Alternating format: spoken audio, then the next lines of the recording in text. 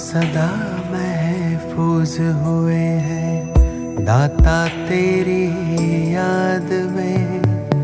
बिन मांगे सब कुछ है पाया, क्या मांगू फरियाद में।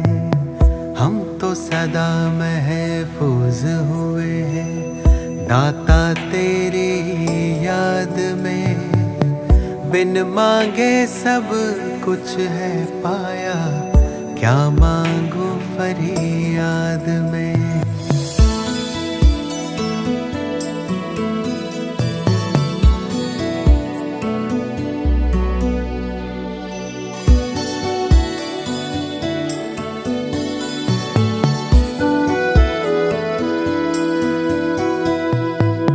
तू ही समझता दिल को हमारे, करता मेरी हिफाजत है। तुझ पर ही तो हक है सारे, तू ही मेरी ताकत है। तू ही समझता दिल को हमारे, करता मेरी हिफाजत है। तुझ पर ही तो हक है सारे, तू ही मेरी ताकत है। तू ही सबसे पहले दिल में, बाकी सब है बाद में। हम तो सदा महफूज हुए हैं भगवन तेरी याद में। तू ही सबसे पहले दिल में, बाकी सब है बाद में। हम तो सदा महफूज हुए हैं भगवन तेरी याद में।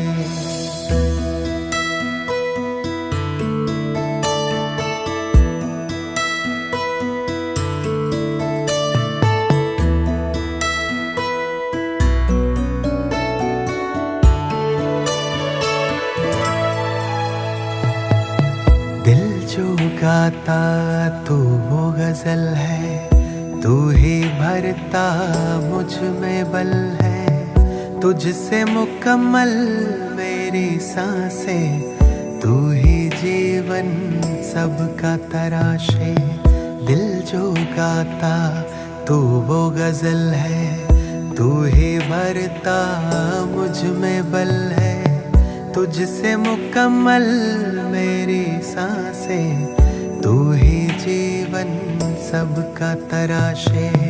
तुमने दी है हर एक खूबी मुझको आशीर्वाद में। हम तो सदा महफूज हुए हैं साहिब तेरी याद में। तुमने दी है हर एक खूबी मुझको आशीर्वाद में। हम तो सदा महफूज हुए हैं साहिब तेरी याद में।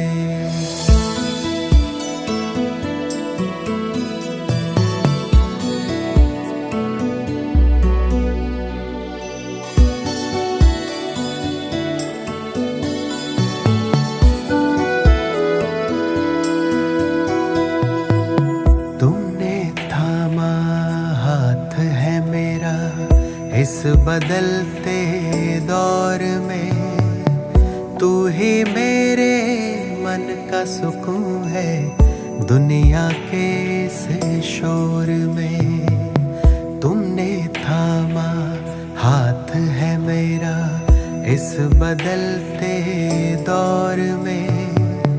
तू ही मेरे मन का सुकून है, दुनिया के इस शोर में। पाए हैं तुमसे सभी खजाने मैंने जायदाद में। हम तो सदा महफूज हुए हैं ईश्वर तेरी याद में। पाए हैं तुमसे सभी खजाने मैंने जायदाद में। हम तो सदा महफूज हुए हैं ईश्वर तेरी याद मौला तेरी याद में, या रब तेरी याद में, दाता तेरी याद में। ओम शांति। आज आप सभी को मालूम है कि अगस्त की 1 तारीख है। ये अगस्त मास वैसे भी ऐतिहासिक दृष्टिकोण से और धार्मिक दृष्टिकोण से, दोनों दृष्टिकोण से अपना एक महत्व रखता है। ऐतिहासिक दृष्टिकोण है, हमारे नेताओं ने,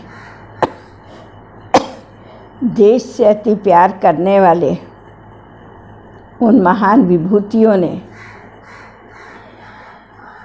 हजारों गोली सहकर, फांसी चढ़कर, और एक तरफ अहिंसा का बल, पवित्रता का बल, इन सब के बल पर वर्षों से गुलाम भारत को आज़ाद किया। 15 अगस्त 1947। तो अगस्त मास अपने में ऐतिहासिक दृष्टिकोण से बहुत महत्वपूर्ण है। लेकिन आप देखेंगे हमेशा विश्व को संपूर्ण स्वतंत्रता दिलाने के लिए परमपिता परमात्मा शिव ने भी, या शिव बाबा ने भी, बाप दादा ने भी रक्षाबंधन के पर्व को कल्प पहले की यादगार के रूप में, इस मास में ही रक्षाबंधन आता है, तो कल्प पहले की यादगार के रूप में संकल्प देने के लिए, पवित्रता का संकल्प, 5 विकारों से मुक्त होने का संकल्प, संपूर्ण तुम आज़ाद हो तो तुम आज़ाद होंगे तो विश्व आज़ाद होगा। तो देखा जाए विश्व की आज़ादी के लिए, अर्थात विकारों से मुक्ति के लिए, और साथ साथ अनेक धर्म, अनेक भाषाएं, अनेक जाति, अनेक मठ, अनेक पंथ के कारण से जो समाज के अंदर हिंसा, द्वेष, अराजकता, घृणा, ये सब जो व्याप्त हो गया था, अनेक धर्मों के कारण से, अनेक मान्यताओं के कारण से, देह अभिमान के कारण से, उसको मुक्त करने के लिए विश्व को शिव बाबा ने भी यही एक रक्षाबंधन के पर्व को यादगार के रूप में निमित्त मान करके यहाँ से ही ये संकल्प देना शुरू किया। जो भी हो, लेकिन इसके साथ साथ प्रैक्टिकल में निराकार शिव बाबा और ब्रह्मा बाबा ने, दोनों ने मिलकर जो आज़ादी का बिगुल बजाया, संपूर्ण विश्व को संपूर्ण आज़ाद करने के लिए एक ऐसी आत्मा को निमित्त बनाया 69 में, जो संपूर्ण स्वयं भी विकारों से मुक्त हो चुकी थी और विश्व को भी विकारों से मुक्त होने के लिए उसने दृढ़ संकल्प किया। और उसका आधार था निमित्त भाव। और निमित्त भाव का भी आधार क्या था? हमारी परमादरणीय दादी प्रकाश मणि जी, अगस्त मास उनका भी दिव्य स्मृति मास है। भारत की आज़ादी, कल्प पहले की विश्व की आज़ादी का यादगार रक्षाबंधन, और इसके साथ साथ ये जो इस समय इस विश्व के कारोबार को संभालने के लिए जो बाबा ने 69 से निमित्त बनाया, उनका भी दिव्य स्मृति दिवस यही है। तो आज बनाए हुए प्रोग्राम के अनुसार शनिवार है, आज हमारा धारणा क्लास है। धारणा क्लास का जो है इस बार का क्लास जिसके आधार पर है वो है निमित्त भाव से क्षमा भाव। जब तक हमारे जीवन के अंदर निमित्त भाव नहीं, हम क्षमाशील नहीं बन सकते। तो आज हम देखेंगे निमित्त बने कैसे, निमित्त कहा किसको जाता है, और निमित्त बनने से फ़ायदे क्या क्या होते हैं, व्यक्तिगत, सामूहिक, या बाबा के इस ईश्वरीय परिवार को, या इस ईश्वरीय विश्वविद्यालय को और विश्व को। और एक यही भाव है जो बाबा को हम प्रत्यक्ष कर सकते हैं। और जब तक निमित्त भाव को धारण करने से क्षमाशील नहीं बने हैं, तब तक हमारे को किसी रूप में भी हम संपूर्णता को प्राप्त नहीं कर सकते हैं। तो आज के विषय को हम 2 गुणों में अलग अलग लेके विभाजित करा है या समझेंगे इस चीज़ को। तो इसमें सबसे पहली बात हम देखते हैं दादी के जीवन का। अगर हम एग्जाम्पल लें, सारा जीवन दादी इतना लाइट कैसे रही, इतने बड़े बड़े कार्य कैसे कर पाई, इतनी बड़ी बड़ी समस्याओं को कैसे फेस कर पाई। मुझे 2-3 उदाहरण इसमें याद आते हैं कि निमित्त भाव हमारी स्थिति को कितना शक्तिशाली लेकिन कितना प्रेममय बना देता है, क्योंकि निमित्त में मैं नहीं होता और क्षमा में दया होती है।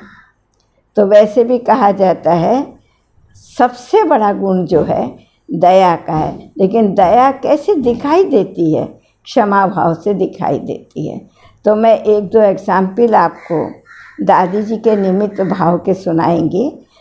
देखिए, हम जितना जो बाबा के नज़दीक होता है उतना परिवार में भी एक दूसरे के नज़दीक होते हैं। हम जून मास से देखें, छठा मास है। पहला मास तो बाप दादा का है, ब्रह्मा बाबा व्यक्त हुए, लेकिन ये जो छठा मास है इसमें हमारी मम्मा संपूर्णता को प्राप्त हुई। उसके बाद जुलाई मास आया, मम्मा के साथ जुड़ी हुई दीदी।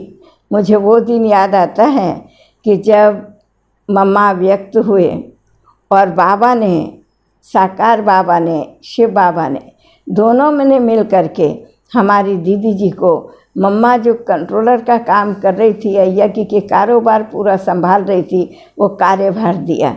तो बाबा ने स्वयं दीदी जी को मम्मा की खटिया पर स्थान दिया, मम्मा की खटिया पर बिठाया कि अब यह कार्यभार जैसे मम्मा संभाल रही थी, सचमुच दीदी एकदम मम्मा जैसे संभाल रही थी, धीरे धीरे लोगों को मम्मा की भाषणा मिलने लगी, यज्ञ के कारोबार सुचारू रूप से चलने लगी। एक स्थान खाली होने से दूसरे स्थान को, तो दीदी ने मम्मा के स्थान को भी भरा और दीदी का अपना एक स्थान, अपनी एक धारणा, अपना एक अस्तित्व, अपने प्रकार का बाबा से प्यार, वह प्यार से भी सभी ने पालना पाई। और साथ साथ इसके साथ एक कड़ी और जुड़ी, 1 में 2, 2 में 3। तो अगस्त मास आ गया। अगस्त तो पहले ही 2 बातों के लिए प्रसिद्ध था, विश्व प्रसिद्ध, लेकिन अभी साथ में ये दादी जी के लिए और भी ज़्यादा विश्व प्रसिद्ध हो गया। और बाबा का संदेश जितना ज़्यादा दादी के समय में विश्व को मिला, और संस्था की विशाल बेहद रूपरेखा जिसको कहा जाता है, विहंग मार्ग की सेवा जिसको कहा जाता है, उस समय में हुआ। तो दादी का तो स्लोगन हम सबको मालूम है, मम्मा का स्लोगन है हुक्म ही हुक्म चलाए रहा है। कभी उन्होंने नहीं कहा मैं कर रही हूँ, बाबा करा रहा है, हम चल रहे हैं। दीदी का स्लोगन था अब घर जाना है, अर्थात उपराम। और दादी का स्लोगन निमित्त, निर्माण और निर्मल वाणी। निमित्त नहीं तो निर्माण नहीं, निर्माण नहीं तो निर्मल वाणी नहीं। ठीक है, तो अभी मैं दादी के 1-2 एग्जाम्पल आपको देती हूँ, अर्थात निमित्त भाव के 1-2 एग्जाम्पल आपको देती हूँ। पहला एग्जाम्पल मैं बताती हूँ, ये काफ़ी समय की बात है, मुझे एक्यूरेट सन तो याद नहीं आ रहा है, लेकिन एक बार ज्ञाना, जहाँ हमारा सेवा केंद्र साउथ अमेरिका में सबसे पहले खुला, ज्ञाना में हमारी बहनें रहती थी, सेवा केंद्र शुरू हो चुका था। अंकल आंटी अर्थात अंकल स्टीव नारायण और आंटी, ये दोनों ज्ञान में चल रहे थे। बहुत सारे VIPs भी ज्ञान में आते थे, बाकी भाई बहनें तो सब आते ही थे। क्लास पूरा होकर के बहनें ऊपर गईं, वो लकड़ी का मकान था। क्लास पूरा होकर बहनें जब ऊपर में गईं तो नाश्ता बना रहे थे, पता नहीं चला कहाँ से करंट स्पार्क हुआ और आग लगनी शुरू हो गई। तो चारों ओर से आवाज़ आ गया कि ऊपर से, उनका किचन ऊपर था, ऊपर से नीचे आइए, आग लग गई, आग लग गई। आग का शब्द इन्होंने सुना। वहाँ मोहिनी बहन भी उस समय थी, और भी दूसरी बहनें, एक कृष्णा बहन थी उनके साथ में, हेमलता बहन थी उनके साथ में, और भी दूसरी बहनें थी। ये सब बहनें जहाँ जैसे जिस प्रकार से थी, उस समय उनको कुछ भी याद नहीं आया सिवाय एक बाबा के, और दूसरा कुछ नहीं याद आया। कोई पासपोर्ट नहीं, कोई कुछ नहीं, कुछ भी नहीं, वीज़ा नहीं, कुछ नहीं, क्या भी नहीं। जैसे खड़े थे वैसे के वैसे नीचे आकर के दूर रोड पर चले गए, और मकान ऐसे जल रहा था जैसे होलिका नहीं जलाते धू धू करके।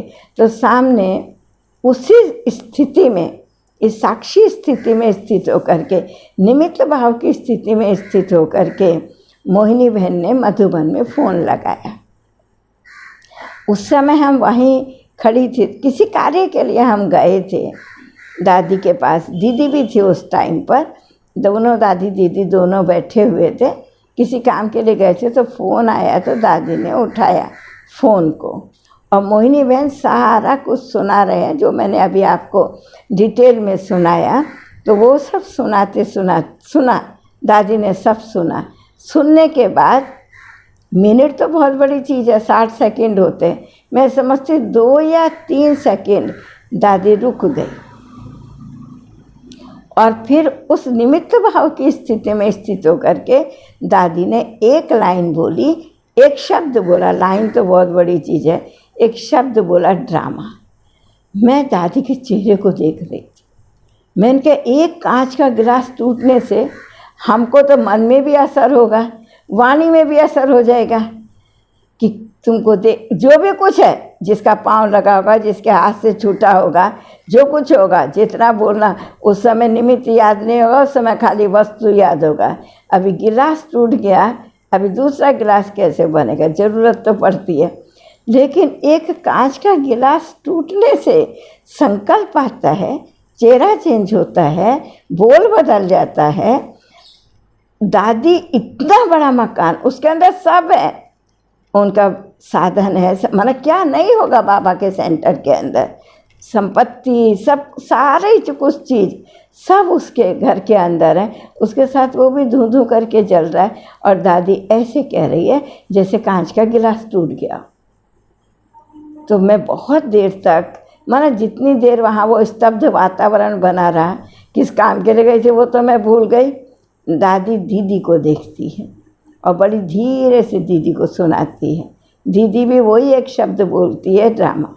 दोनों ड्रामा ही बोल रहे हैं, और मैं उन दोनों को साक्षी होकर के देख रही हूँ। मैंने क्या, देखो, इनको कहेंगे ये आत्माएं बाप समान बन गई हैं, और हमको सिखाने के लिए खाली तन में बैठी हुई हैं। इनका कोई पुरुषार्थ नहीं है।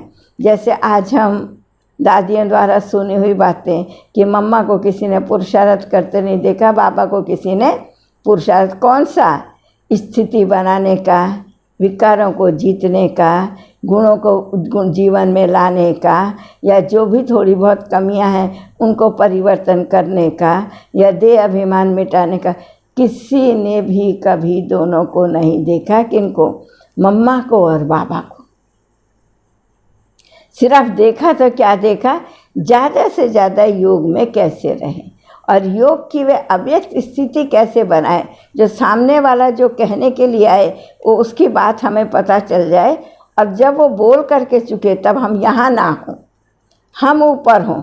और जब वो बोल करके शांत हो जावे या देख करके शांत हो जाए, अरे बाबा तो सुन नहीं रहे, मम्मा तो सुन नहीं रहे, मैं किसको सुना रही हूँ और सुना रहा हूँ। जब वो शांत हो जाते थे तब उसके बाद में 2 शब्द मम्मा बोलती थी, या बाबा से पूछना होता तो 2 शब्द बाबा बोलते थे। तो पहले पहले हम लोग को ये संकल्प चलता था, कहते हमारी बात ही नहीं सुनी, समाधान बता दिया, पर कभी डाउट नहीं आता था। उस समय भाई बहनों को सुना ही नहीं, बाबा के ऐसे कहने से कर लेंगे तो क्या होगा, मम्मा के ऐसे कहने से कर लेंगे तो नहीं, बिल्कुल संशय नहीं। जो कुछ बाबा के मुख से निकला है शिव बाबा ने बोला है, मम्मा के मुख से जो निकला है वो श्रीमती ही है। उसके अलावा मम्मा श्रीमत के अलावा कुछ भी नहीं बोलेगी, क्या भी नहीं बोलेगी, एक शब्द भी नहीं बोलेगी। तो वह समझ करके जो बोला उसी अनुसार करके रिजल्ट देखते थे तो वही रिजल्ट होती थी, तो आश्चर्य लगता था। तब भाई बहनों को और हम लोग को ये समझ नहीं आती थी ये कोई अव्यक्त स्थिति है, ये तो बाद में जब मम्मा पापा की वो अव्यक्त स्थिति बन गई तब अव्यक्त शब्द, सकाश शब्द, मनसा सेवा, तब ये सब बाद में शुरू हुआ, बहुत बाद में शुरू हुआ। तो ये जो ड्रामा शब्द है इसमें दोनों चीज़ समाई हुई है। ड्रामा में निमित्त भाव भी समाया हुआ है, ड्रामा करा रहा है। ड्रामा में क्षमा भाव भी समाया हुआ है, किसी का दोष नहीं है। बनी बनाई बन रही, अब कछु बननी नाय, चिंता ताकि कीजिए जो अनहोनी हो। तो कईयों का ये प्रश्न उठता है, जब रिपीट ही होना है, दूसरा कुछ होना ही नहीं है, चेंज ही नहीं होना है, तो हम पुरुषार्थ क्यों करते हैं? तो पहले देखो, बनी बनाई, जो बन गया है उसको अभी आप बना रहे हो, माना पुरुषार्थ करके कर्म में लाके प्ले कर रहे हो। तो प्ले नहीं करेंगे, बनेगी कैसे अगले कल्प के लिए? ये पिछले कल्प का बनाया है तो बना हुआ देख रहे हो, तो पिछले कल्प का बनी बनाई अभी देख रहे हो, अगले कल्प के लिए बनी बनाई अभी तैयार कर रहे हो। तो जरूर जितना ड्रामा निश्चित है उतना उसमें पुरुषार्थ भी निश्चित है, क्योंकि हर चीज़ के पहले पुरुषार्थ है। लेकिन पुरुषार्थ की प्रारब्ध, अच्छी प्रारब्ध अगर बनाना चाहते हो तो अच्छी प्रारब्ध बनाने के लिए क्या बनना पड़ेगा? निमित्त भाव को जरूर धारण करना पड़ेगा। अभी मैं दादी का एग्जाम्पल तो एक दिया आपको, इसका एग्जाम्पल दिया किसका? यहाँ का, न्यूयॉर्क का, वो ज्ञाना का आपको एग्जाम्पल दिया। अभी एक एग्जाम्पल और मैं दादी का आपको प्रैक्टिकली सुनाती हूँ, प्रैक्टिकली बात सुनाती हूँ। जिस समय किसी भी सेंटर का कोई भी बड़ा किसी भी प्रकार का पेपर आता था जिस टाइम पर, और कोई भी बहनें आकर के या भाई आकर के कुछ भी सुनाते थे, है ना, कोई किसी की कंप्लेन करता था, कोई कुछ डिमांड करता था, सबका अपना अपना अपना प्रकार था। एक बार तो मुझे अपने जीवन का भी याद है, कुछ भाई बहनें जब कंप्लेन ले कर के गए तो दादी इतने प्यार से सुनी कि जैसे वो जो चाहते वही दादी जवाब देगी। उनकी चाहना थी दादी हमें कोई और बहन देवे, चाहना उनकी ये थी। दादी इतना ही हर्ष होकर के, माना इतना हर्षित होकर के सुन रही थी जैसे जो ये चाहते दादी पूरा कर देगी, और ये जो बोल रहे हैं वो 100% ठीक है। दादी ने सुन लिया। जब उनके अंदर जितना था सब बोल दिया, वो लोग तो चुप हो जाएंगे ज़रूर। दादी ने मुझे बुलाया, मैं जाके खड़ी हुई तो बोला, मंजू ये क्या बोल रहे हैं, तुमको मालूम? मैंने कहा दादी मैं तो थी नहीं, आपने सुना है। तो बोले ये जो बोल रहे होंगे तुमको ठीक लगता है कि वो ठीक बोल रहे? मैंने कहा दादी वो मैं नहीं जानती, आपने सुना है, आप जो ठीक समझे वो मेरे लिए ठीक है, आप ठीक समझेंगे तो मेरे लिए ठीक है, आप या जो मेरे लिए निर्णय देंगे मैं उसके लिए तैयार हूँ, मुझे उसके आगे जाना नहीं। आपको बाबा ने निमित्त बनाया है, हमको आपने भेजा है, वहाँ निमित्त बना करके हम तो जहाँ जाएंगे वहाँ ही निमित्त बन करके सेवा करेंगे, आप जो चाहिए। तो आप सुन के आश्चर्य होंगे, दादी ने एक बहुत अच्छी लाइन बोली, एक लाइन, बस दूसरी लाइन नहीं बोली। दादी ने एक लाइन बोली कि देखो मेरे पास और बहन नहीं है, क्योंकि उस स्थान से और भी बहनें चेंज होके जा चुकी थी। मेरे पास में बहन नहीं है। अगर आपको ये बहन नहीं चाहिए तो मैं आपको बोल देती हूँ सेंटर सर्टिफिकेट मैं ले लूँगी। वो भी इतने ही नॉर्मल रूप से, जैसे नॉर्मल रूप से सुन रही थी वैसे ही नॉर्मल रूप से बोल रही है। मैं खाली दादी के चेहरे को देख रही हूँ, कितनी निमित्त है, कितना ड्रामा इनको पक्का है, कितनी क्षमाशील है, उनके ऊपर गुस्सा भी नहीं है। मेरे पास तो और बहन है नहीं, इसलिए मैं तो बहन दे नहीं सकती हूँ, फिर मैं सेंटर बंद कर दूँगी। फिर आपको मुरली जहाँ से भी लेके पढ़नी हो, जिसके कनेक्शन से भी लेके पढ़नी हो, आप मुरली पढ़ो। सुना? इतना बोल करके दादी चुप हो गई। उसके बाद मेरे को दादी ने देखा, उनको भी देखा। मैं तो ऐसे खड़ी रही कि जैसे मेरी बात नहीं है, किसी तीसरे पर्सन की बात हो रही हो। मुझे तो उन लोगों को देखना नहीं, मुझे तो दादी को देखना है। मुझे जो आदेश मिलेगा, बैठ जाओ बैठ जाऊंगी, चल जाओ चली जाऊंगी, मुझे तो कुछ फ़र्क नहीं पड़ता है। तो पहले भी जब मैं आई थी तो मुझे उस स्थान के बारे में कुछ भी मालूम नहीं था। अभी भी जहाँ जाएंगे जो होगा जैसे देखा जाएगा। आश्चर्य है, एक शब्द भी उन्होंने नहीं बोला। ठीक है दादी जी, आपने जो कहा वो ठीक है, मतलब और बहन नहीं है, यही बहन तुमको मिलेगी। दादी, उनका कहने का मतलब ये है। तो मैं देख रही थी, दादी सुनती है तो भी निमित्त होकर के सुनती थी, दादी निर्णय देती है तो भी नॉर्मल उतना निमित्त होकर के देती है, लेकिन उसके हृदय में इतनी क्षमा, इतनी क्षमा, इतनी दया, जो ये क्यों ऐसा बोल रहे हैं, ये क्यों ऐसा करते हैं, यही लोग सदा, क्योंकि दादी को उनका रिकॉर्ड मालूम था। कोई भी बहन आएगी पहले उनकी ही कंप्लेन होती थी, मानो उनको ही बहन से कंप्लेन होती थी और किसी को नहीं होती थी, सबकी तरफ से चले आते थे, बोलते थे। तो कहने का मतलब है, सेंटर्स के पेपर होने दो, प्रकृति के पेपर से किसी को परेशानी होने दो, इविल सोल की तरफ से किसी को परेशानी होने दो, या और किसी भी प्रकार से किसी का भी पेपर यज्ञ में आने दो, पर्सनल भाई बहनों को आने दो, जो कुछ भी होने दो, जो भी होने दो। दादी को कभी भी अपना निमित्त भाव भूलता नहीं था।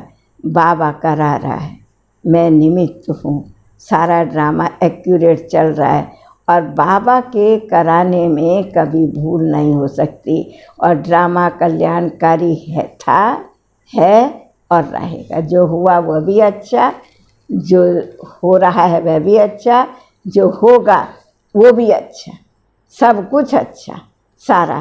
तो एक एग्जाम्पल, मैंने 2 एग्जाम्पल आपको दादी के दिए। चलो ये तो हो गया प्रैक्टिकल जीवन का एग्जाम्पल। हमारे ऐतिहासिक दृष्टिकोण से हमारे गांधी जी को देखिए, कोई कुछ भी करता था सब अपने ऊपर, क्योंकि अहिंसा का पथ अपनाया था ना, सब अपने ऊपर अपने मन में ले लेता था। जो भी जिसने करा, चाहे देश को हानि हुई, चाहे कुछ भी हुआ, एक लाइन पहले मुझे तो बता देते थे, इतना बस, इतना बोल करके, लेकिन जो होता था फेस करता था, अंत में गोली खा के ही गया। ठीक ना? तो इसको कहेंगे सारा जीवन अपने किन्हीं आदर्शों को, अपने किन्हीं उद्देश्यों को, अपने मन में किसी के कल्याण की, या किसी को स्वतंत्र कराने की, या किसी को ऊंचा उठाने की, या एक नई रूपरेखा, नई दिशा चेंज करने की या दिखाने की, कुछ भी भावना लेकर के अगर हम इस रणभूमि में बोलो या इस कर्म क्षेत्र पर बोलो कूदते हैं, तो अग्नि में कूदने जैसे, जैसे पहले नारियां सती नहीं हो जाती थी पतियों के पीछे, तो या युद्ध के मैदान में हम मुसलमानों के हाथ में ना आवे, सती हो जाती थी कि नहीं नहीं नहीं, हम तो भगवान के हैं, भगवान के रहेंगे, देश के हैं, देश के लिए आहुति दे देंगे, ना किसी के आगे झुकेंगे, ना हम पीछे हटेंगे। पीछे हटेंगे नहीं कि हमें मार रहे हैं हम पीछे उठ जाए, हम झुकेंगे भी नहीं कि ये हमें मार दे रहे हैं, नहीं। तो क्षमा और निमित्त भाव देश की आज़ादी में भी काम आता है। और अभी मैं एक धर्म का आपको एग्जाम्पल देती हूँ। त्रेता युग हमारी लास्ट स्टेज है स्वर्ग की। त्रेता युग का लास्ट का समय हमारे संगम युग की पुरुषार्थ के 2500 प्राप्ति के, पुरुषार्थ के बाद जो प्राप्ति हुई उसके 2500 वर्ष पूरे हो गए। मैं लास्ट की बात याद रही, क्यों? फर्स्ट राम के समय रावण का युद्ध नहीं होगा, सीता को लेके जाने की उसकी हिम्मत नहीं। लेकिन मैं समझती हूँ ये जो एक यादगार बनाई है, युग चेंज हो रहा है। युग चेंज होने के बाद समाज की रूपरेखा, धारणाएं, जन्म की प्रक्रिया, राज्य के कारोबार, सब रूपरेखा चेंज हो जाएगी। तो यह जो दिखाया है अपनी इच्छा या ईर्ष्या कि मेरे बेटे को राज्य नहीं मिलेगा, इसको मिलेगा, तो हम सबको भरा, चाहे किसी ने भी भरा हो। पर चिंतन जिसको बाबा कहते हैं ना, धुत्ती बना करते हैं, इसलिए बाबा कहते हैं संग दोष से परे रहो। तो संग दोष से वही परे हो सकता है जो सदा अपने को बाबा का कार्य निमित्त समझ के कर रहा होगा। मैं कर रहा हूँ तो जरूर संग दोष में आए, चाहे कोई भी हो, चाहे सेवा केंद्र पर निमित्त बन के बैठे हों, चाहे घर में बाबा के बच्चे बाबा ने उनको घर दिया है, सेवा स्थान निमित्त बन के संभालने के लिए। आप निमित्त हो, बुद्धि से तोड़ करके निभाना है। जो कोई भी हो, अगर निमित्त नहीं तो सब कुछ पैदा होता है। तो देखो, एक संकल्प, वो भी कितना समय के बाद केकई के मन में आया। इतनी बातें इतनी बातें इतनी बातें सुनने के बाद उस एक संकल्प ने हंसी के माहौल को किसमें चेंज कर दिया। सारी रूपरेखा चेंज हो गई। परंतु जिस खुशी के लिए ये इतनी बड़ी रूपरेखा चेंज हुई, जिस खुशी के लिए सीता वनवास गई, जिस खुशी के लिए देश पूरा, वो राज्य पूरा, जिसको कहते हैं ना अयोध्या, जिसमें कभी युद्ध ना हुआ हो, लेकिन युद्ध से भी बड़ी बात हो गई। और जब बाहर चले गए अपने राजाई को छोड़ करके, तो जहाँ युद्ध ही नहीं हुआ, ऐसे राज्य के अंदर भी जब ऐसी रूपरेखा बन गई, लेकिन उसको शांत किसने किया? किसने किया? केकई को भी शांति मिली और कौशल्या को भी शांति मिली, दोनों को। राम को वनवास हुआ, भरत को राज्य मिला। भरत ने कहा मुझे कुछ भी नहीं चाहिए। चलते चलते राम की पादुकाएं, हिंदी में उसको खड़ाऊं बोलते हैं, वो लकड़ी की होती है ना, वो नहीं होती हैं जैसे हम लोग चमड़े का जूता पहनते हैं, ऐसे नहीं, उनको पवित्र माना जाता है।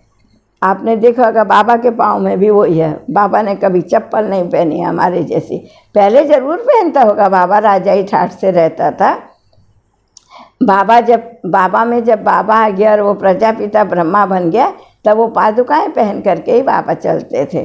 तो वो पादुकाएं भरत ने राम की रख करके सिंहासन पर रख दी और खुद निमित्त बन करके राज्य कारोबार को चलाया। तो जैसे राज्य कारोबार चला, लेकिन राजा कोई नहीं। अगर द्वापर के शुरू में इतने आराम से निमित्त बन करके इतनी अच्छी कारोबार, ईर्ष्या का बीज, स्वार्थ का बीज पड़ा हुआ इतना बड़े कांड को सिर्फ निमित्त भाव से,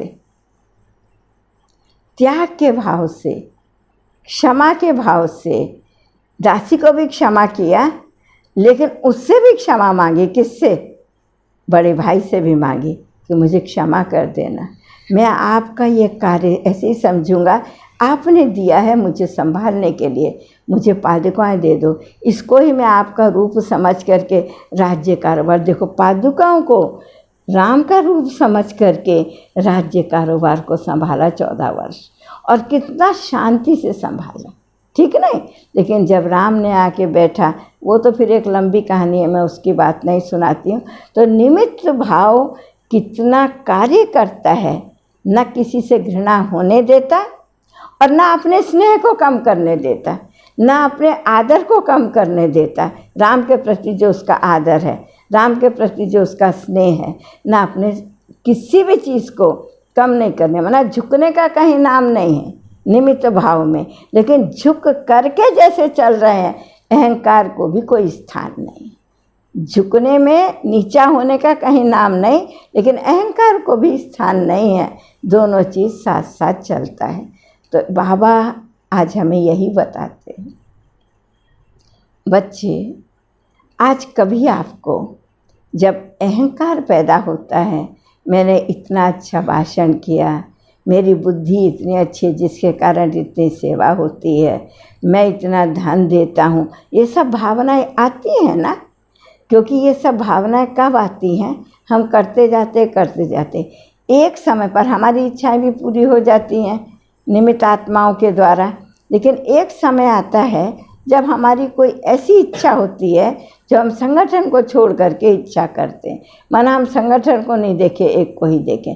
तो उस समय कभी ये संकल्प चलता है, मैंने इतना धन दिया, मैंने इतना समय पर सहयोग दिया।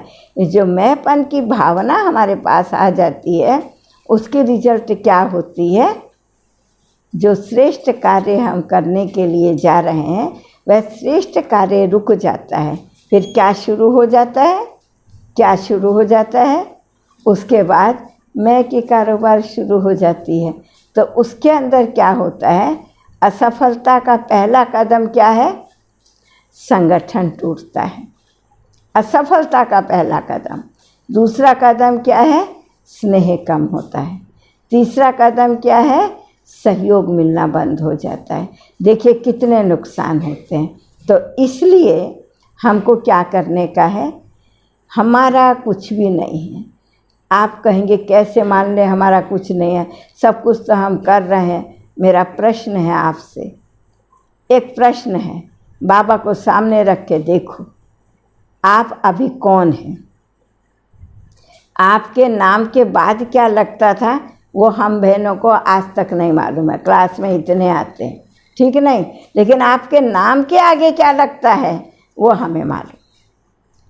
तो जो आपके नाम के आगे जब वो लगा तो आपके नाम के बाद वाला कट हो गया। जब वो आपके नाम वाला कट हो गया तो आप कौन हुए करने वाले? करा किसने? किसी ब्रह्मा कुमारी या ब्रह्मा कुमारी ने। तो ब्रह्मा कुमारी या ब्रह्मा कुमारी जो कुछ भी करता है, जो कुछ भी करता है वो ब्रह्मा का दिया हुआ ही करता है। और चाहे बुद्धि, चाहे धन, चाहे समय, चाहे शक्ति, जो कुछ भी है, आपको विश्व कल्याण के लिए समय किसने दिया? बाप दादा ने दिया ना। नहीं तो आप जब बाबा के नहीं बने थे, ब्रह्मा कुमारी या कुमारी नहीं बने थे, क्या कहते थे? मरने को भी समय नहीं। अभी क्या कहते हो? ये सेवा और कर दें, ये सेवा और कर दें। मुझे भोली याद आती है इतनी अच्छी तरह से। कितना बड़ा कारोबार है किचन का। चाय, टोली, खाना, नाश्ता, फिर गेस्ट चाय, उनका वैरायटी खाना। एक सीजन शुरू होने से, एक प्रोग्राम रखने से मधुबन में कितनी सेवाएं शुरू हो जाती, कितने हैंड्स, कितना सब ज़रूरत होता है। भोली को तो 24 घंटे हो जाते थे तो भी उसका कार्य पूरा नहीं होता था। लेकिन भोली की कमाल, एक ग्रुप पूरा होगा, माना एक कोई भी, चाहे बाबा का सीजन पूरा हो, चाहे भट्टियाँ पूरी हो, चाहे कॉन्फ्रेंस पूरी हो, कुछ भी हो, बीच में अगर 10-15 दिन का गैप पड़ गया तो भोली ज़रूर दादी के पास आएगी। दादी अभी कुछ और सेवा रखो, किसी ग्रुप को और बुला लो। बाबा का घर बिना बच्चों के सूना सूना लगता है। तो भोली को दादी कहती थी, भोली तू थकती नहीं है क्या? सारा दिन भंडारे में रहती है, ये बनाओ, ये बनाओ, ये बनाओ। तो भोली कितना अच्छा जवाब देती थी। एक ही जवाब देती थी, दादी बाबा ने तो निमित्त बनाया है ना। बाबा तो कहता है ना, तुम नहीं कर रहे हो, मैं कर रहा हूँ, तुम्हें शक्ति दे करके। निमित्त तुम्हारा हाथ है। क्यों? तुम करोगे तो तुम पाओगे, मैं तो पाऊँगा नहीं, मुझे तो स्वर्ग में जाना नहीं है। तो दादी थकना कैसे? ये तो बाबा का कार्य है, बाबा नहीं थकता है तो हम तो करते नहीं हैं, करता तो बाबा है ना। मुझे वो दिन याद आता है जब दादी के पास खड़े होकर भोली ऐसे बोलेगी ना, तो मुझे वो दिन याद आता है, वो समय याद आता है जब शुरू में गए थे मधुबन। जिस समय तो एक खूब बड़ा हॉल था, मधुबन की बात बता रही हूँ आपको, कैसे वो स्थान, अभी जहाँ रेलवे ऑफिस है उसके सामने और कुछ रतन दादी जी का ऑफिस, फिर उसके आगे कैसेट डिपार्टमेंट में और ये मेडिकल विंग का एक ऑफिस, ऐसे सब हो गए। तब ये खूब बड़ा हॉल था, खाली साइड का एक कैमरा था, साउंड सेक्शन, जिसमें ट्रैफिक कंट्रोल, ये रात का गीत, पहले तो ट्रैफिक कंट्रोल नहीं था उस समय, तो खाली रात का गीत बजता था, सो जा राजकुमारी सो जा, और उठने का गीत बजता था, जाग सजनिया जाग, और सारे दिन में कोई गीत नहीं बजता था। बाद में धीरे धीरे ट्रैफिक कंट्रोल ये सब शुरू हो गया, फिर हमारे गीत बन गए, अमृत वेला शुद्ध पवन है, ये सब बहुत बात की कहानी है ये। तो एक छोटा सा रूम था, उसमें चंद्रहास भाई रहते थे, उनका ही साउंड डिपार्टमेंट था, उनका ही, तो वही उसको चालू करते थे, वही सब कुछ होता था, वो उसी कमरे में सोते थे। उसके आगे एक लंबा कमरा था और उसमें ऐसे लंबाई में, ऐसे नहीं, ऐसे लंबाई में 3 खटिया इधर, 3 खटिया इधर। उसमें बिल्कुल पीछे जाके एक खटिया पर बड़ी दादी सोते थे, दूसरी खटिया पर दूसरी बहन, जो भी कोई दादी को संभालने वाली, लेकिन लास्ट की खटिया पर बीच में और 2 बहनें सोती थी। लास्ट जो खटिया थी, एक खटिया पर भोली सोती थी बिल्कुल गेट के पास, उसके सामने वाली खटिया पर मैं सोती थी। वो सब तो पीछे सो रहे हैं, लेकिन इतने वर्ष मैं वहाँ पर रही, मैंने कभी भी नहीं देखा भोली रात को आई कब, सुबह को उठी कब। उसके आने से हम पहले सो जाते थे, उसके उठने तक हम सोए रहते थे।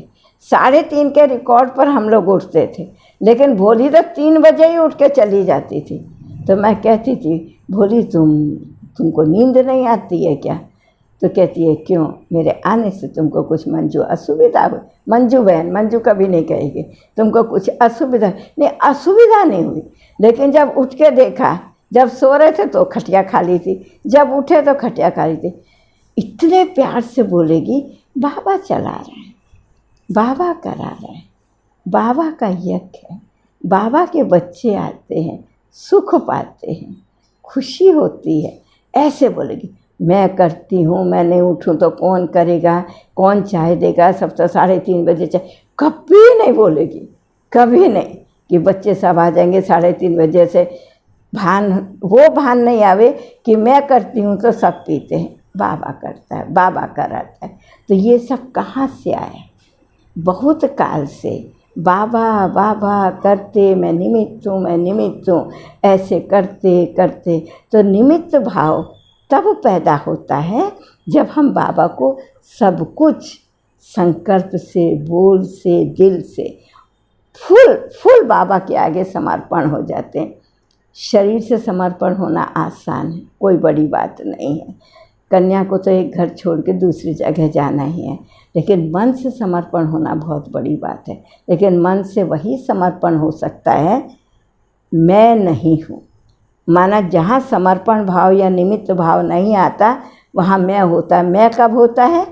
जब हम ब्रह्मा कुमारी या कुमारी नहीं बने थे।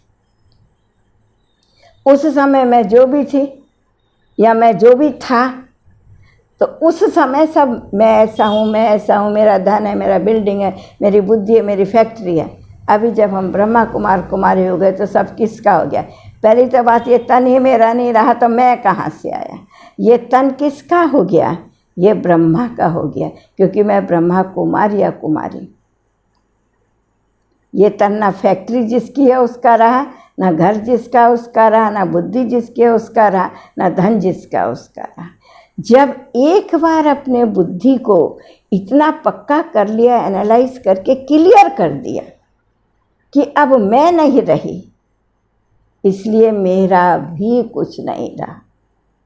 जब तक मैं हूँ तब तक मेरा है, जब तक मैं हूँ तब तक निमित्त नहीं बन सकते। संबंधों में कौन निमित्त बनता है? बाप अपनी पोजीशन को नहीं छोड़ता, माँ नहीं छोड़ती, बच्चे नहीं छोड़ते। आजकल के तो बच्चे देखो, जो डिमांड करेंगे वो उनको दो। स्कूटी मांगे तो स्कूटी दो, जो मांगे, मोबाइल मांगे, लैपटॉप मांगे, जो मांगे।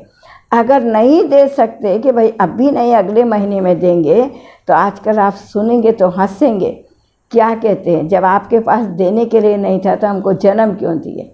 अभी आज कौन जवाब देवे आजकल के बच्चों को?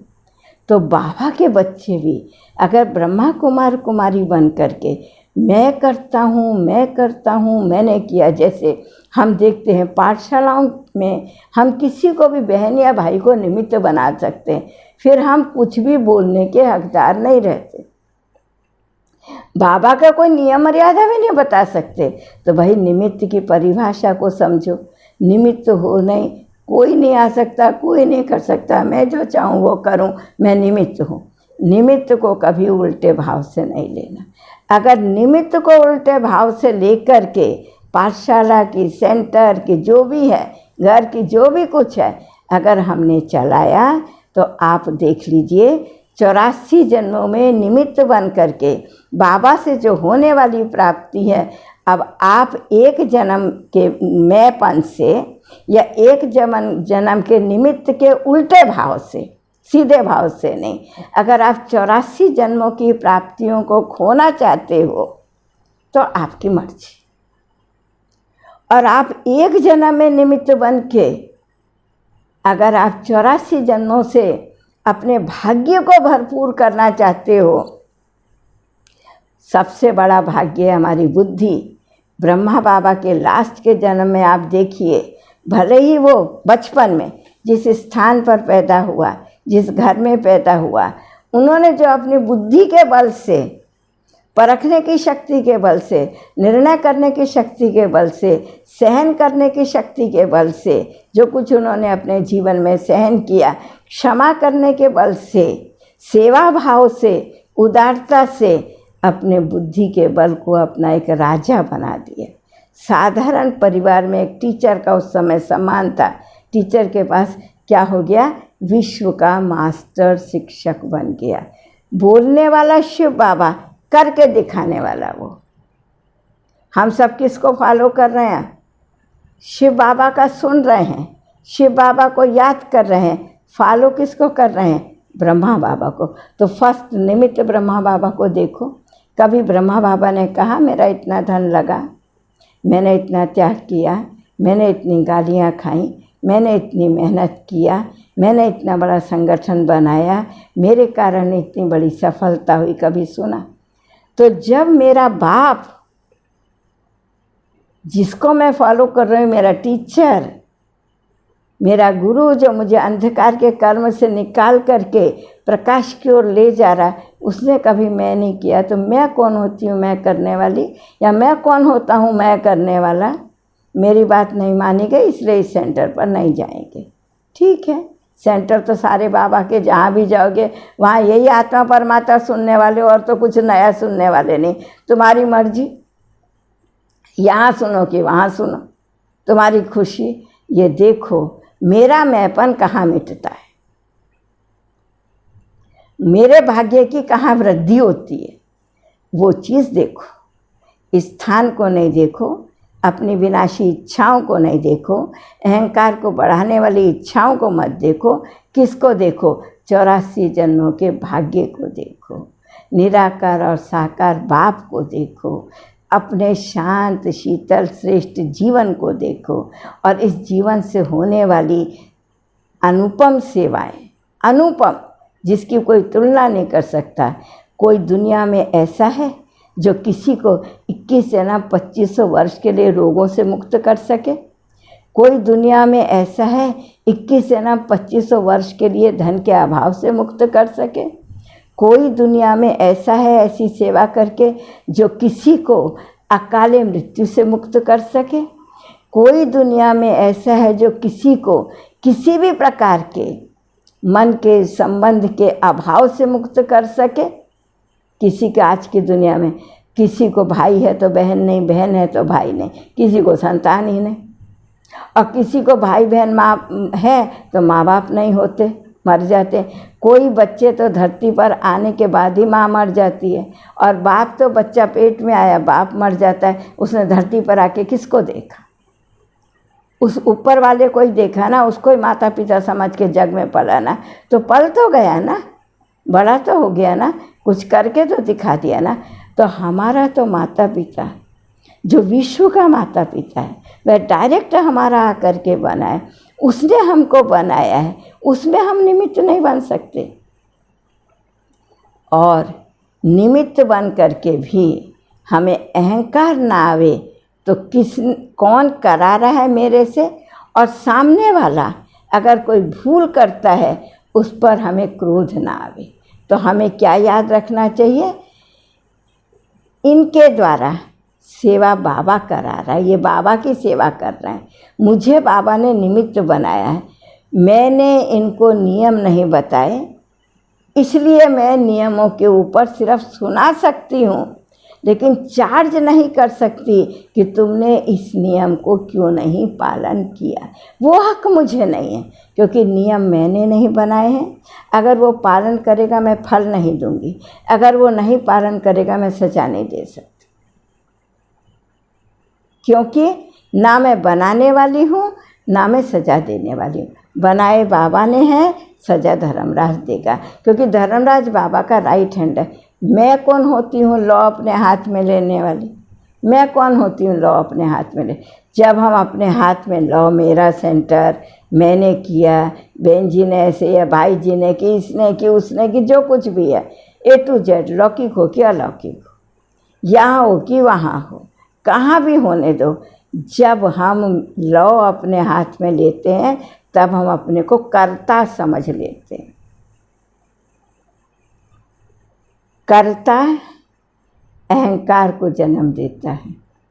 अहंकार सारे दया क्षमा सबको समाप्त कर देता है। लेकिन मैं करता नहीं हूँ, मैं कारक हूँ, माना निमित्त हूँ, मैं करने वाली हूँ कि करने वाला हूँ। तो सबसे पहले करने वाले को जो कर रहा है वो बाबा देखेगा, लेकिन मेरे मन में उसके ऊपर सजा देने का या क्रोध करने का नहीं आवे। तो क्षमा पहले से ही कर दो। क्या क्षमा कर दो? कोई बात नहीं, पुरुषार्थ ही है। कल अब पहले भी यही हुआ था, बाबा बैठा है, जो हो गया वो भी अच्छा कल्याणकारी, जो हो रहा है वो भी अच्छा, और जो होगा वो भी अच्छा। इसके ऊपर मैं आपको एक बार की बात सुनाती हूँ। एक बार हम लोग की प्रदर्शनी है ना, प्रजापिता ब्रह्मा कुमारी ईश्वरीय विश्वविद्यालय की ओर से, तब 1-2 ही प्रदर्शनियाँ होती थी। तो पहली प्रदर्शनी मेरठ में लगी। जब मेरठ में वो पहली बार प्रदर्शनी लगी तो कुछ थे जो संस्था के विरोध में थे, किसी की स्त्री ज्ञान में चल रही थी, किसी के बेटी ज्ञान में चल रही थी, उनको संस्था नहीं चाहिए थी। तो कुछ थे तो सोचा इनके प्रदर्शनी को हम आग लगा देंगे। ये बात कैसे भी बड़ों को पता चल गया, बाबा को सूचना दी। तो बाबा ने कहा कुछ नहीं, वो भी बाबा के बच्चे ही हैं, आप सिर्फ योग का दान दो, उनके अंदर की जैसे अग्नि शांत हो जाए। बाहर की अग्नि हाथों से लगाएंगे ना, लेकिन हाथ भी कब चलेंगे? जब मन की अग्नि उनकी है। तो आप एक काम करो, बाबा दूसरा काम करेगा। आप क्या काम करो? योग लगा के उसके मन की अग्नि को शांत करो। बाबा बाहर की अग्नि नहीं लगने देगा, वो बाबा की जिम्मेवारी। तब कोई इंश्योरेंस नहीं होते थे, तब कोई हमारे प्रोग्राम में पुलिस नहीं आती थी, पुलिस तो अभी भी नहीं आती है। फिर भी अगर किसी बड़े प्रोग्राम में रखना भी पड़ता तो उसके ढेर सारे सरकार का नियम होता है, इसलिए रखना पड़ता है स्टेट गेस्ट के नाते। जैसे हमारी दादी जान की स्टेट गेस्ट थी, हमारी बड़ी दादी जब हमारे पास आई थी तो भी बड़ी दादी स्टेट गेस्ट थी।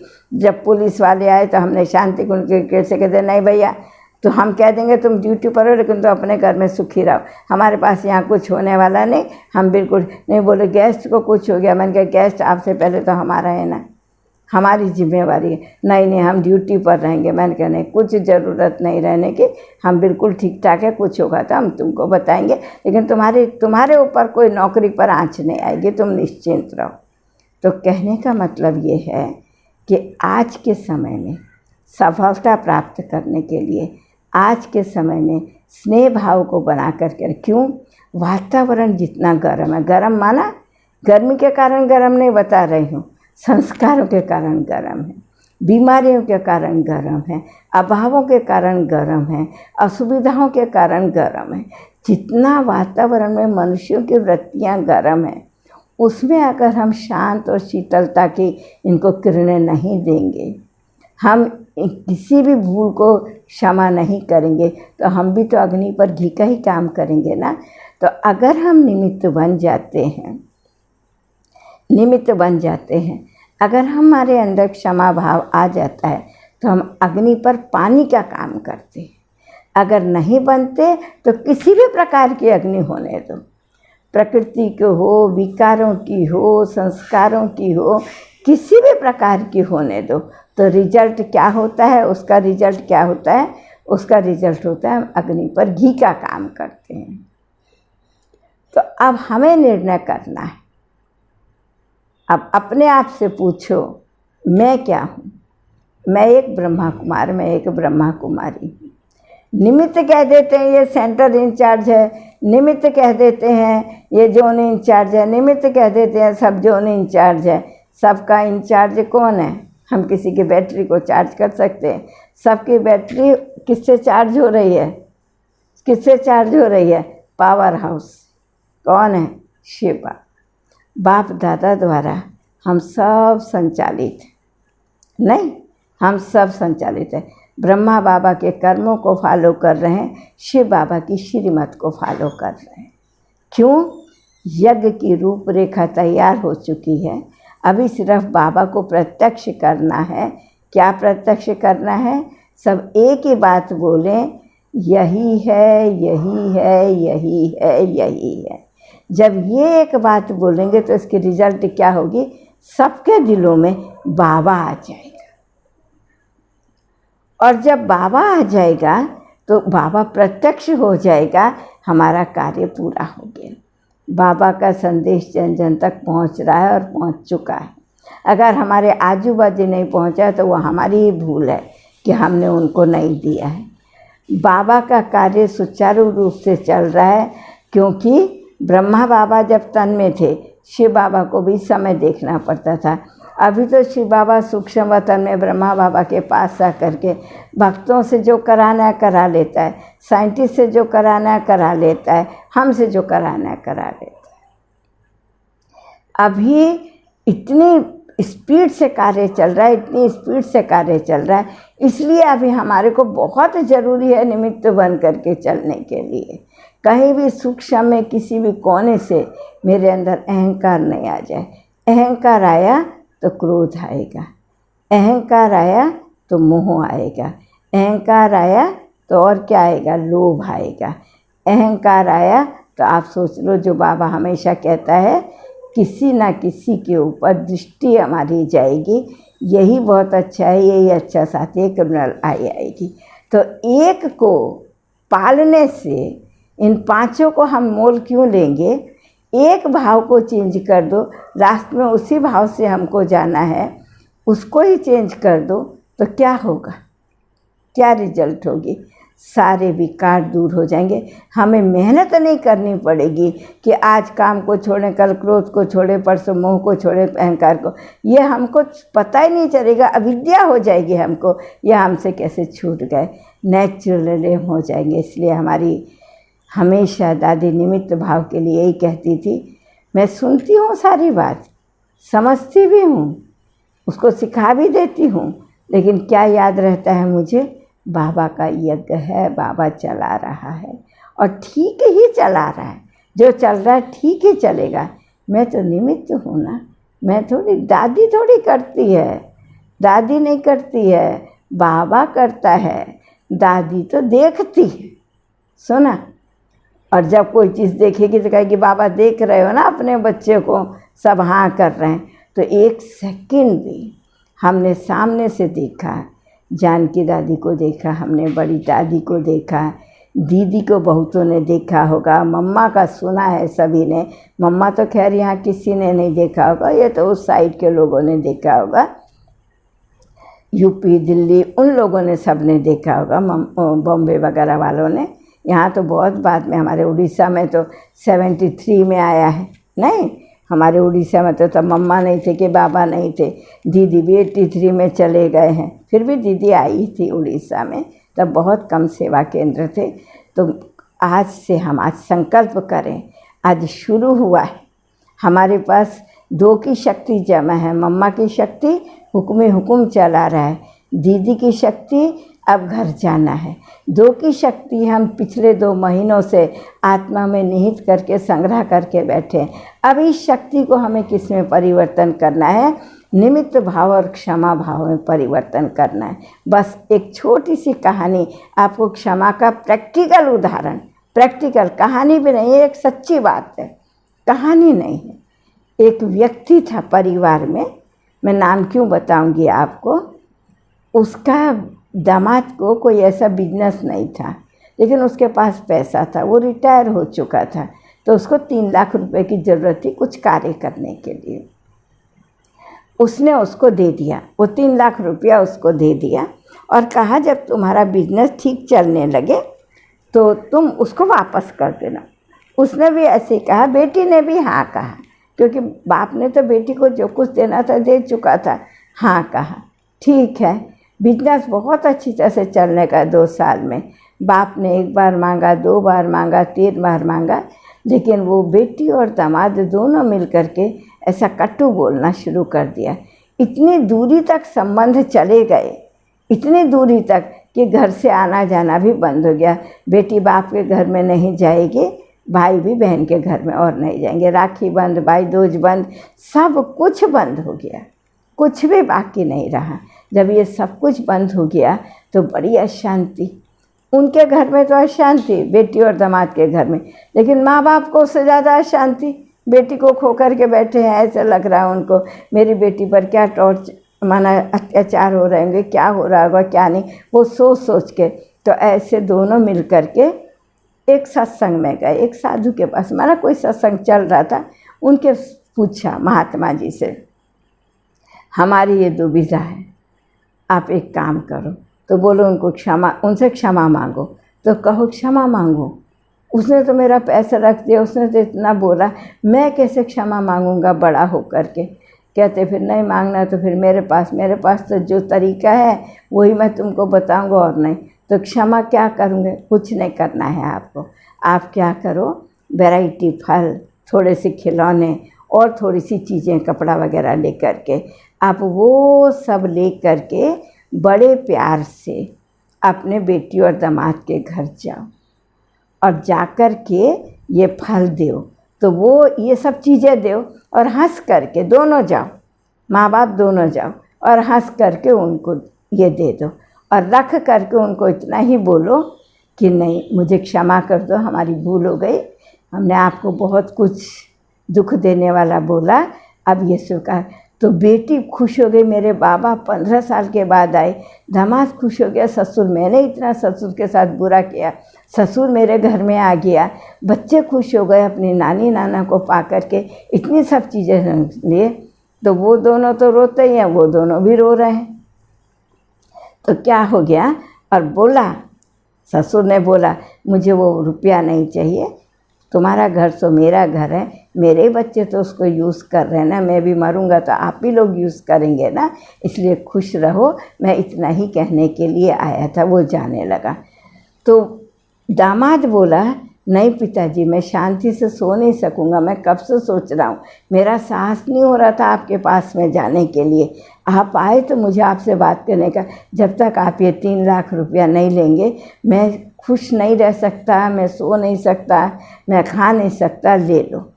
तो एग्जाम्पल क्या है, दिल से अगर हम किसी को क्षमा कर देते हैं तो उसकी रिज़ल्ट कितनी अच्छी है। ना कुछ मेरा है ना कुछ तेरा है, ना लाए थे ना ले जाएंगे, यहीं मिला है यहीं छोड़ करके जाएंगे। उसके पीछे हमारी मनमुटाव क्यों हो, हमारे संबंध क्यों टूटे, घर में अशांति क्यों हो, घृणा भाव क्यों बढ़े। इसलिए बाबा बहुत अच्छा बताता है, बच्चे मैंने तुम्हें निमित्त बनाया है, सब कुछ मेरा है, तुमको भाग्य दे रहा हूँ, मैं तो कुछ भी नहीं भोगता हूँ, तुम 2 घरों के मालिक हो और मैं एक का, तुम्हारी डबल पूजा होती है, मेरी एक सिंगल पूजा होती है। बस इस प्राप्ति में खुश रहो।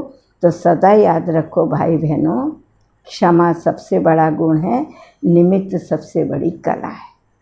कार्य करने के, कार्य की सफलता का आधार निमित्त है, संबंधों की सफलता का आधार क्षमा है।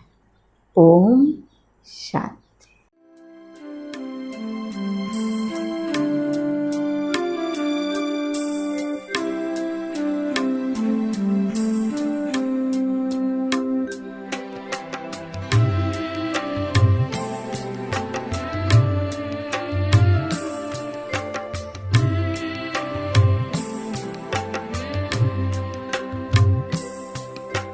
दया सिंधु की स्नेह